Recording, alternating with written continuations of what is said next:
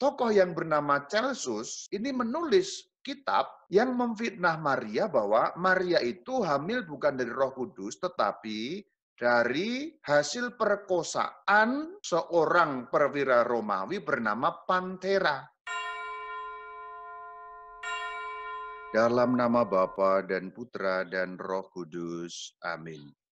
Ya Kristus, Sang Firman yang menjadi manusia, ajarilah kami mengenal kitab suci yang dapat memberi kami hikmat dan menuntun kami kepada keselamatan oleh iman kepadamu, Tuhan dan pengantara kami, kini dan sepanjang segala masa. Amin. Dalam nama Bapa dan Putra dan Roh Kudus. Amin.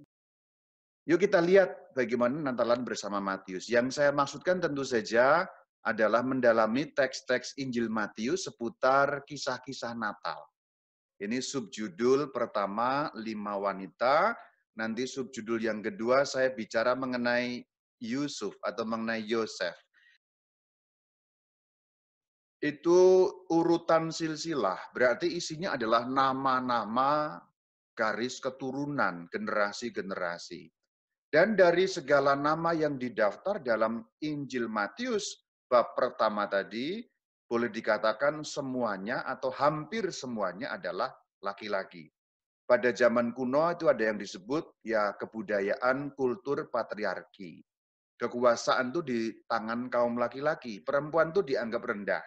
Dan di dalam kultur Yahudi, patriarki itu hal yang biasa, sehari-hari turun-temurun. Jadi bukan sesuatu yang masalah pada waktu itu. Maka ketika Matius menuliskan itu juga tidak ada masalah. Kita tahu Matius itu seorang murid Yesus yang orang Yahudi. Yesus pun orang Yahudi, Bunda Maria orang Yahudi, Yusuf orang Yahudi, 12 murid semuanya Yahudi. Maka pikirannya pikiran Yahudi, menuliskan dalam kerangka Yahudi.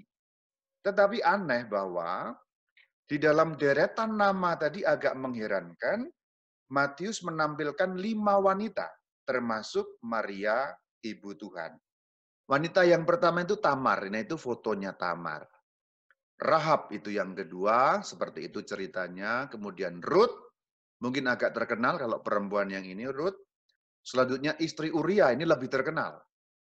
Matius tidak menyebut namanya, meskipun kita tahu semuanya namanya adalah Batsheba, tetapi Injil Matius menuliskan dengan istri Uria. Dan terakhir itu adalah Bunda Maria. Itulah 5 wanita. Kita akan bahas satu persatu. Kenapa kok harus dibahas? Karena aneh tadi itu. Jadi daftar silsilah yang membosankan itu memuat suatu keanehan, suatu anomali.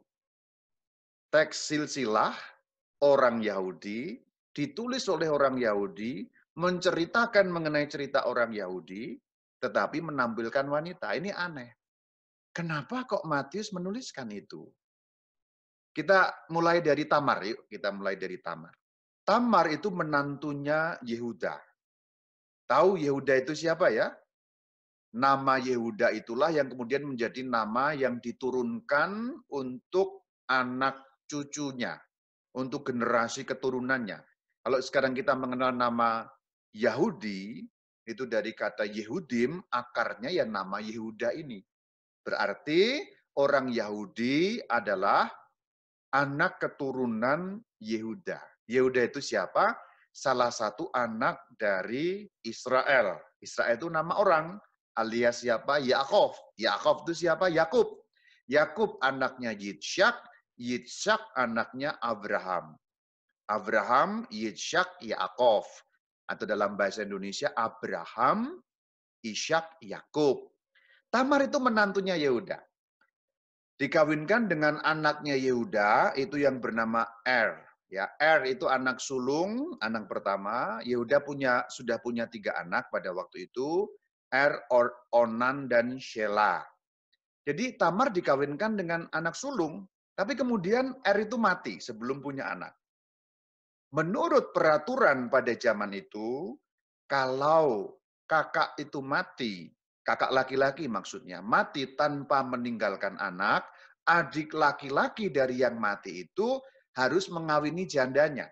Nah, kemudian Tamar ini dikawinkan dengan Onan, adiknya Er, dengan maksud supaya Onan mengawini Tamar, nanti punya anak. Nah, anak pertama yang lahir itu dianggap anaknya Er, itu maksudnya.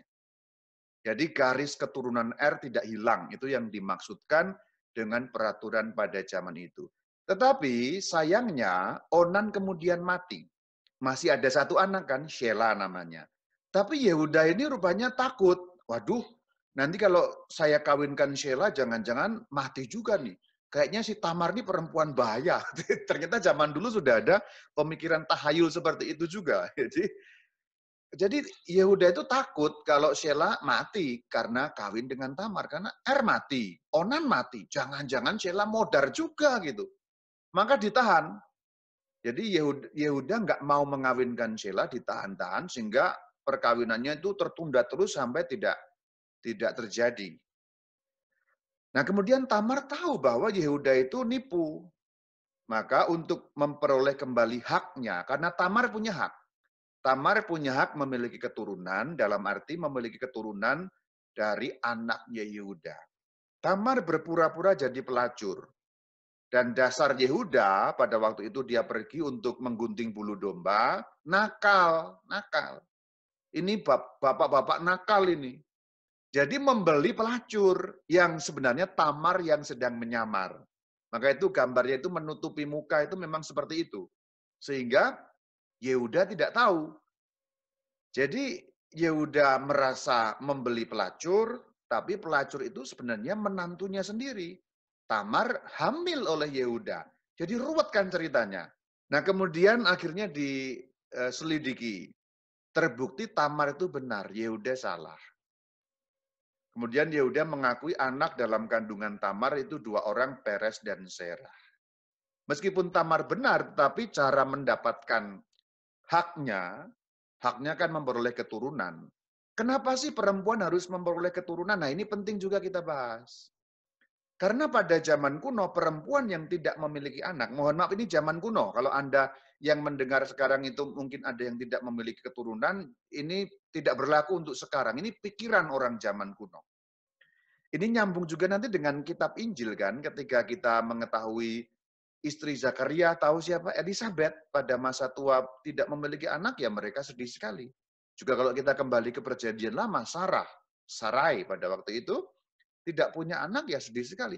Kenapa sih perempuan atau Tamar ini harus sampai berbuat seperti itu, menyamar menjadi pelacur seperti itu, konteksnya apa gitu. Nah, konteksnya adalah pemikiran orang Yahudi atau keyakinan orang Yahudi, seorang perempuan yang tidak punya anak itu perempuan yang terkutuk.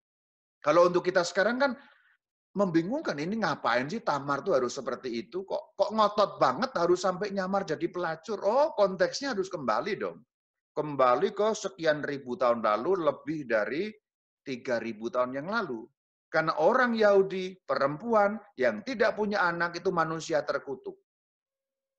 Maka Tamar harus punya anak supaya dia jangan dianggap manusia terkutuk. Teks-teksnya beberapa saya kutip ini, Kejadian 38:24.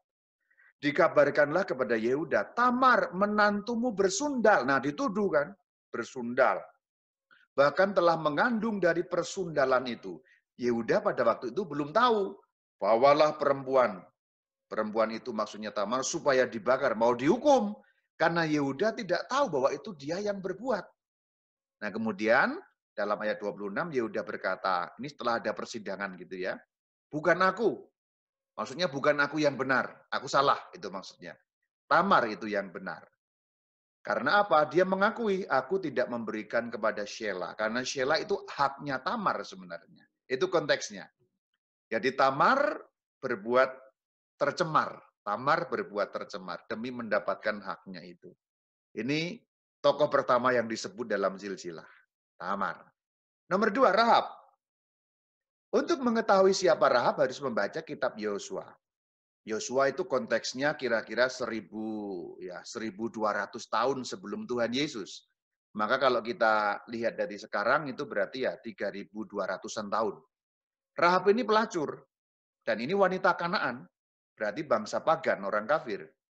Namun Rahab ini melindungi pasukan pengintai, ada 2 orang, yang dikirim oleh Yosua untuk menyelidiki kota Yeriko. Ingat pada saat pelajaran 8 seri Alkitab itu, begitu Musa meninggal dunia, Yosua menggantikan kota pertama yang direbut adalah kota Yeriko. Nah, itu gambar itu menunjukkan mengenai dua orang pengintai yang diselamatkan oleh Rahab. Jadi ini pelacur yang menyelamatkan dua orang Israel yang sedang mengintai kota Yeriko sebelum penyerbuan ke kota Yeriko. Pada zaman kuno ini konteksnya ya kan perang ya, perang gitu harus diintai. Kenapa ya? Untuk tahu berapa kekuatan musuh, berapa kekuatan orang Yeriko nanti kalau diserbu supaya bisa menang. Nah, itu teksnya Yosua 2 ayat 1. Yosua bin Nun dengan diam-diam melepas dari Sitim dua orang pengintai. Sampailah mereka ke rumah seorang perempuan sundal yang bernama Rahab. Pelacur ya, perempuan sundal itu. Setelah ceritanya berlalu, kemudian ayat 14, jawab kedua orang itu kepadanya, dua orang Israel itu, apabila Tuhan nanti memberikan negeri ini kepada kami akan menunjukkan terima kasih. Jadi ketika nanti menyerbu Yeriko, Rahab itu selamat. Rahab diselamatkan, tidak ikut dibunuh, tidak ikut dihancurkan karena sudah berbuat baik kepada dua pengintai.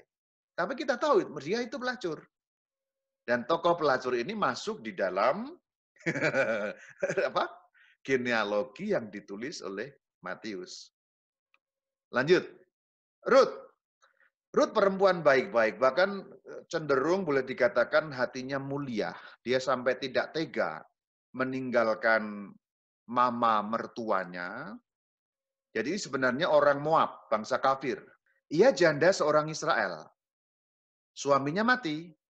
Tapi kemudian ia mengikuti mama mertuanya yang bernama Naomi. Pada waktu itu mereka tinggal di Moab, tapi kemudian mama mertuanya kembali ke Israel. Ruth ikut mama mertua, ikut kembali ke Israel, bahkan ikut menjadi bahasa gampangnya memeluk agama Yahudi. Itu bahasa gampangnya seperti itu. Jadi meninggalkan tanah leluhurnya di Moab, kemudian juga mengikuti imannya mama mertua. Imannya mama mertua tentu kepada Tuhan Allah Israel ya, agama Yahudi. Kalau pakai istilah agama gitu. Jadi cenderung mulia. Tetapi ada juga celah-celah di situ. Nanti kita lihat bahwa Ruth ini melakukan bujukan-bujukan tanda petik. Dia ini janda, dia berusaha supaya dapat dinikahi oleh orang bernama Boas. Boas ini kakek buyutnya Raja Daud. Nah, bujukan itu saya beri tanda petik karena bujukan-bujukannya menggunakan cara-cara yang ya maaf agak cabul gitu. Kita lihat sekarang ya. Rut 3 ayat 7. Ini Boas seorang laki-laki. Ini laki-laki Israel ya. Ini ceritanya Rut sudah ikut mama mertua namanya Naomi, mama mertua itu kembali ke Israel karena mereka ini janda-janda semua. Mama mertuanya janda, Rutnya juga janda. Jadi ikut memanen di belakang para pemanen karena konsepnya pada zaman itu kalau panenan jatuh tidak boleh diambil, itu haknya orang miskin termasuk para janda. Jadi begitu. Jadi dia memungut di sawahnya atau ladangnya milik Boas. Dikatakan pada nas ini, 3 ayat 7 kita perut. Setelah Boas habis makan dan minum dan hatinya gembira, datanglah ia untuk membaringkan diri pada ujung timbunan jelai itu. Nah ini jelai itu ya apa namanya tanamannya itu tanaman. Ini setelah panen kan, jadi tidur di dekat tempat panen itu. Selanjutnya kemudian datanglah perempuan itu. Perempuan itu yang dimaksud itu Ruth. Dekat dengan diam-diam. Anda lihat nih. Anda lihat ya ceritanya. Boas bobo, ya Boas bobo. Si perempuan datang dengan diam-diam. Dan ini jelas-jelas pada waktu malam. Ini tidur-tidur malam, saudara-saudari. Tidur istirahat malam. Ruth datang diam-diam. Datang seekor nyamuk. Lihat teksnya, baca teksnya. Disingkapkannya lah selimut dari kaki Boas. Coba yang dibuka kakinya. Tidak usah dibayangkan adegannya seperti apa, pokoknya begitulah ya. Ini Anda sudah bisa menilai ini bagaimana cara yang dipakai gitu. Ini orangnya memang tulus, orangnya baik, berhati mulia, mau merawat mama mertua yang bukan siapa-siapa, sudah nggak ada hubungan, tapi ketika membujuk atau membuat supaya dia dinikahi, ya caranya seperti itu. Lanjutkan, ayat 8. Pada waktu tengah malam, loh, ini tengah malam, tadi kan bobok ya. Dengan terkejut terjagalah orang itu, maksudnya Boas. Ternyata ada seorang perempuan berbaring di sebelah kakinya. Nah, itu cara yang dipakai. Singkat cerita, kemudian Boas mengambil Rut. Kitab Rut bab 4 ayat 13, lalu Boas mengambil Rut menjadi istrinya. Maka atas karunia Tuhan, perempuan itu mengandung, lalu melahirkan seorang anak laki-laki. Ya akhirnya dinikahi dengan sah, tapi Anda lihat itu caranya seperti apa ya. Saya akan baca Kitab Rut bab 4 ayat 17. Dan tetangga-tetangga perempuan memberi nama kepada anak itu. Maksudnya anak yang dilahirkan Rut tadi. Mereka menyebutkan namanya Obed. Dialah ayah Isai, ayah Daud. Berarti kalau ditinjau dari Daud, Rut ini siapa? Nenek buyutnya. Daud, Isai, Obed. Obed kan anaknya Rut dengan Boas tadi itu. Batseba sekarang. Atau di dalam teksnya Matius disebut istri Uria. Anda untuk tahu harus baca 2 Samuel bab 11 dan bab 12. Ini nggak usah saya uraikan, ini terkenal lah, Anda sudah tahu lah ya. Batseba ditiduri oleh Daud, ya Daud birahi, pada waktu itu melihatnya mandi, ya ini semua tahu. Kemudian perzinahan terjadi antara Daud dan Batseba. Uria ini masih hidup, dan Uria ini kan sebenarnya anak buahnya Daud, prajuritnya Daud, tentaranya Daud. Nah, supaya tidak ketahuan atau supaya aman terkendali dalam tanda petik, aman terkendali, Uria harus dibunuh dan Daud kejam sekali. Seorang raja yang terurapi, seorang raja yang mempunyai roh kenabian, seorang Mesias Yahudi, Mesias artinya yang diurapi ya, sampai tega berbuat seperti itu. Dan memang Uria mati akhirnya. Dan kita tahu saudara-saudari, istri hasil zina itu, ya saya beri tanda petik, ini kan istri hasil zina sebenarnya. Bukan istri yang didapatkan dengan ya baik-baik, tapi istri yang direbut dengan perbuatan jahat. Istri hasil zina itu menjadi ibundanya Salomo, raja besar Israel setelah Daud, anaknya Daud. Dan ini perempuan masuk dalam daftarnya Matius. Aneh sekali kan? Aneh bahwa Matius memasukkan perempuan-perempuan tanda petik busuk. Jadi Natalan bersama Matius, pertama kita mendalami silsilah, dan justru Matius tidak memasukkan dalam silsilah perempuan-perempuan yang benar, tanda petik benar, perempuan suci gitu ya. Dalam sejarah Israel, katakanlah perempuan baik-baik. Kan ada banyak yang bisa dimasukkan dalam sejarah Israel itu. Kalau perempuan baik-baik kan ada banyak. Sarah misalnya, istrinya Abraham kan bisa disebut, Ribka atau Rebekah, Rachel, Esther, atau siapa saja perempuan-perempuan baik-baik. Yang disebut oleh Matius justru perempuan-perempuan tanda petik busuk, yang reputasinya kurang dapat dibanggakan atau malah tercemar sama sekali. Ya pelacur itu untuk orang Israel ya sudah jelas itu kayak apa tercemarnya kan. Ini kan, ini aneh sekali. Ini pertanyaan besar. Kok di dalam silsilah tanda petik suci yang menggambarkan silsilah Sang Mesias, kok ada perempuan-perempuan busuk yang dimasukkan ke situ gitu. Namun ada namunnya di sini. Meskipun terlihat busuk, saudara-saudari, perempuan-perempuan yang disebut di dalam daftar Matius yang keempat pertama tadi sebelum Bunda Maria, itu perempuan-perempuan penentu dalam sejarah Israel. Artinya, kalau kita cabut perempuan-perempuan itu dari sejarah Israel, maka tidak terpenuhi sejarah yang seperti terjadi. Artinya, dengan pengandaian, kalau tidak ada perempuan-perempuan tercemar itu, perempuan-perempuan tanda petik busuk itu, sejarahnya lain sekali. Kita lihat, Tamar itu kan melahirkan 2 anak dari Yehuda. Salah satunya itu bapak leluhur Daud. Jadi leluhur Daud itu kan nyambungnya ke Yehuda. Kenapa kok nyambung ke Yehuda? Ya memang bapak leluhurnya Yehuda. Tapi leluhur yang nyambung ke Yehuda dari Daud itu melewati garis Tamar. Artinya dua anak yang lahir dari Tamar, bukan dari istri yang pertama. Kita tahu Daud itu suku Yehuda. Itulah kenapa Yesus Kristus sebagai manusia juga suku Yehuda. Disebut anak Daud, suku Yehuda. Maka ada gelar singa Yehuda. Jadi kalau nggak ada Tamar, nggak ada Daud, bahasa gampangnya. Rahab membantu perebutan Yeriko. Kalau nggak ada Rahab, pengintaian itu bisa gagal. Dan kalau pengintaian itu gagal, ini dalam kacamata manusiawi ya, tentu saja ya. Kalau dalam kacamata Tuhan ya gampang saja selesai. Tapi dalam kacamata manusiawi, kalau dua pengintai tertangkap, maka sulit untuk Yosua memasuki kota Yeriko. Kota yang bertembok dengan benteng rapat itu. Rut penting sekali. Tadi sudah ingat ya, Rut kemudian punya anak siapa? Obed. Ya, Obed punya anak siapa? Yese atau Isai, dan punya anak David atau Daud.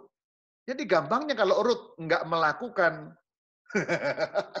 menyingkap selimut tadi, ya Daud nggak ada gitu. Bahasa gampangnya begitu. Batseba harus ada supaya Salomo lahir. Salomo anaknya Batseba. Jadi kalau nggak ada Batseba, nggak ada Salomo, gampangnya gitu. Jadi busuk tapi penentu dalam sejarah keselamatan bangsa Israel. Namun orang-orang penentu itu, perempuan-perempuan yang tokoh-tokoh kunci itu tetap menjadi bahan perbantahan, bahan pertanyaan. Karena justru reputasi yang dinilai buruk. Dan Bunda Maria ditempatkan dalam posisi itu. Tamar, Rahab, Rut, Batseba, kemudian Maria. Berarti Maria ditaruh di kalangan perempuan-perempuan yang dipertanyakan. Maria perempuan penentu untuk sejarah Israel. Karena Israel mendapatkan sang Mesias, meskipun beberapa tidak mengakuinya, tapi jelas bahwa Israel mendapatkan sang Mesias karena ada Maria. Bahkan tidak hanya sejarah Israel, tapi sejarah umat manusia. Namun sama seperti yang lain, Maria juga perempuan yang dipertanyakan. Mengandung dari Roh Kudus, ini kan dalam iman. Kita menerimanya dalam iman. Tapi coba bayangkan yang tidak mengimaninya. Bapak Yusuf itu menikahi Maria supaya Maria lepas dari hukuman rajam, kan begitu. Jadi kalau dibalik ceritanya, seandainya Mas Ucup ini, Yusuf ya, Mas Ucup ini tidak menikahi Maria, pada waktu itu jelas Maria dianggap berzina. Mengandung dari Roh Kudus itu jelas ya terjadi, itu memang bisa, Allah punya kuasa begitu. Tapi itu kan kerangkanya iman. Kita menerimanya dengan iman. Untuk orang yang tidak mengimani, itu ceritanya lain gitu. Jadi kalau orang Yahudi pada waktu itu dibilang ini mengandung dari Roh Kudus, siapa yang percaya gitu? Maka harus ada Yusuf. Yusuf itu penyelamat, sang penyelamat sebenarnya. Ini bahasa saya, ya. Yusuf itu penyelamatnya sang penyelamat. Sang penyelamatnya Yesus Kristus. Yusuf menyelamatkan Yesus Kristus saat beliau berada dalam kandungan Bunda Maria, sangat kecil. Jadi lihat perannya Yusuf luar biasa loh. Yusuf itu menyelamatkan sang penyelamat saat sang penyelamat berada dalam kandungan Maria sebagai janin. Kita bayangkan secara manusiawi sekarang. Tuhan kan punya, ya itu betul, Tuhan punya cara tentu saja. Tapi maksud saya adalah kita berpikir secara manusiawi dalam garis pemikiran nalar akal manusia gitu ya. Seandainya Bapak Yusuf tidak menikahi Bunda Maria, malah melaporkan atau mengatakan ini saya tidak berbuat, Maria hamil. Ya janin Yesus Kristus yang berada di dalam rahim Maria ya ikut mati. Kalau Bunda Maria dirajam, kan mamanya mati, anaknya mati. Nah itu. Jadi silahkan membayangkan bagaimana Yusuf ini menyelamatkan sang penyelamat. Di awal kehidupan sang penyelamat yang menjadi manusia. Luar biasa ya, tokoh yang nggak pernah ngomong ini sudah menjadi penentu sejak awal. Kembali ke soal Maria. Maria dipertanyakan. Kalau tidak ada Yusuf, bahkan setelah Yesus bangkit dari antara orang mati, kemudian naik ke surga, para murid menyebarkan kabar gembira, kan Maria juga dikenal sebagai sang perawan yang melahirkan tanpa adanya campur tangan manusia laki-laki. Bahkan pada abad awal, ada seorang tokoh yang bernama Celsus. Tokoh pada waktu itu menulis, jadi ini menulis, jadi apa bantahan atau fitnahan atau apa agitasi atau propaganda itu sudah ada zaman dulu. Makanya beberapa bapak gereja menulis bantahan terhadap itu, bahkan ada yang menulis kitab bernama Contra Celsum. Tokoh yang bernama Celsus ini menulis kitab yang memfitnah Maria bahwa Maria itu hamil bukan dari Roh Kudus, tetapi dari hasil perkosaan seorang perwira Romawi bernama Pantera. Kalau Anda pernah membaca buku yang berjudul Dinasti Yesus, ya, itu mengutip cerita omong kosong dari Celsus itu. Jadi pada zaman itu, pada masa awal gereja, jangan dikira iman mengenai Maria, sang perawan, mengandung tanpa campur tangan laki-laki langsung begitu saja diterima dengan gampang.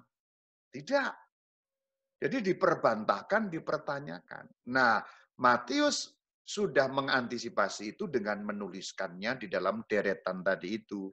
Maka Maria berada di dalam deretan perempuan-perempuan yang diperdebatkan, yang dipertanyakan, karena dinilai memiliki reputasi buruk. Berikutnya Yusuf berperan. Dan bagian yang menarik selanjutnya adalah warta mengenai Natal justru sekarang diceritakan kepada Yusuf. Kita sudah hafal bahwa Maria memainkan peran sentral di dalam cerita Natal. Itu semua orang tahu, anak-anak Bina Iman juga tahu bahwa Maria perannya sentral dalam cerita Natal. Karena apa? Ya Maria itulah yang menerima kabar gembira dari malaikat Gabriel. Jadi semuanya pada fokus pada Maria. Tetapi dalam Injil Matius ceritanya lain loh. Dalam Injil Matius, Yusuf yang punya peran. Ia yang mendapatkan mimpi dari malaikat Tuhan, ia yang diberitahu tentang kelahiran Yesus. Kita lihat sekali lagi teksnya itu. Dikatakan seperti apa? Dikatakan sesungguhnya anak darah itu akan mengandung. Nah itu ya. Kemudian bagian yang sebelumnya kan dikatakan dalam mimpi. Yusuf, jangan engkau takut mengambil Maria sebagai istrimu, sebab anak yang dalam kandungan itu adalah anak dari Roh Kudus. Dikandung dari Roh Kudus. Jadi pemberitahuan tentang perkandungan dan tentang kelahiran Yesus Tuhan di dalam Injil Matius justru disampaikan kepada Yusuf, saudara-saudari. Kalau yang disampaikan kepada Bunda Maria itu versi Injil Lukas. Ayat 21. Ini kan pemberitahuannya masih kepada Bapak Yusuf ya. Ia akan melahirkan anak laki-laki. Iyanya siapa? Iyanya Maria. Maka dikatakan iya, bukan engkau. Karena yang sedang diajak bicara adalah Yusuf. Dan engkau yang akan menamakan siapa? Yusuf. Jadi engkaunya itu Yusuf yang diajak ngomong. Ayat 21 lihat. Engkau, Yusuf, akan menamakan dia Yesus. Kenapa kok yang menamakan adalah Yusuf? Kenapa kok bukan Bunda Maria? Ya karena Yusuf bapaknya secara daging. Secara manusiawi maksudnya. Secara daging itu secara manusiawi. Dan seorang bapak manusiawi bagi orang Yahudi tentu saja menamai.